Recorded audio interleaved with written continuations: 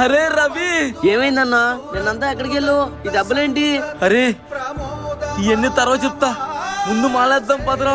ఇప్పుడు మాలంటావేంటన్నా? దెబ్బలు పెట్టుకొని ముందు హాస్పిటల్కి వెళ్దాం పదా. నాకేం కాదురా, నా వెనక మళ్ళీ అయ్యప్ప ఉన్నాడు, ముందు మాలేద్దాం పదా.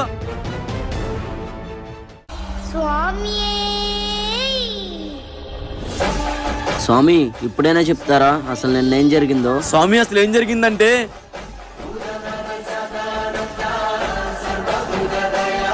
అవునా, ఇంత జరిగిందా? అయితే కొన్ని రోజులు ఈ గుళ్ళోనే ఉండు స్వామి, ఊర్లోకి రావద్దు, మళ్ళీ వాళ్ళు ఏమైనా చేస్తారేమో.